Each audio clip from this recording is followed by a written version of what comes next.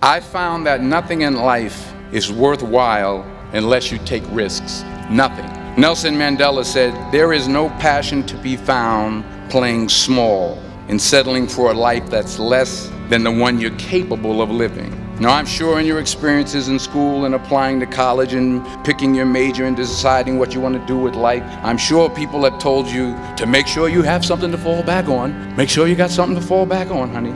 But I never understood that concept, having something to fall back on. If I'm going to fall, I don't want to fall back on anything except my faith. I want to fall forward. I figure at least this way I'll see what I'm going to hit. Fall forward. This is what I mean. Reggie Jackson struck out 2,600 times in his career, the most in the history of baseball. But you don't hear about the strikeouts. People remember the home runs. Fall forward. Thomas Edison conducted 1,000 failed experiments. Did you know that? I didn't know that. Because the 1,001st was the light bulb. Fall forward. Every failed experiment is one step closer to success. You've got to take risks, and I'm sure you've probably heard that before, but I want to talk to you about why that's so important. I got 3 reasons, and you can pick up your iPhones. First, you will fail at some point in your life. Accept it. You will lose. You will embarrass yourself. You will suck at something. There's no doubt about it.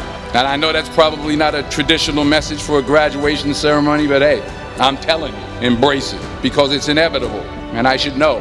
In the acting business, you fail all the time. Early on in my career, I auditioned for a part in a Broadway musical. Perfect role for me, I thought, except for the fact that I can't sing. I didn't quit. I didn't fall back. I walked out of there to prepare for the next audition, and the next audition, and the next audition. I prayed, and I prayed, but I continued to fail, and fail, and fail. But it didn't matter, because you know what? There's an old saying, you hang around the barbershop long enough, sooner or later you're going to get a haircut. So you will catch a break. Do you have the guts to fail? Here's my second point about failure. If you don't fail, you're not even trying. I'll say it again. If you don't fail, you're not even trying. My wife told me this great expression. To get something you never had, you have to do something you never did. You've invested a lot in your education, and people have invested in you. And let me tell you, the world needs your talents. Man, does it ever. The world needs a lot, and we need it from you.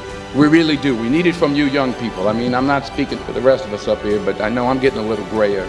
We need it from you, the young people, because remember this. So you got to get out there. You got to give it everything you got, whether it's your time, your talent, your prayers, or your treasures. Because remember this, you will never see a U-Haul behind a hearse. What are you going to do with what you have? I'm not talking about how much you have. Some of you are business majors, some of you are theologians, nurses, sociologists. Some of you have money, some of you have patience, some of you have kindness, some of you have love, some of you have the gift of long suffering. Whatever it is, whatever your gift is, what are you going to do with what you have? All right, now here's my last point about failure. Sometimes it's the best way to figure out where you're going. Your life will never be a straight path.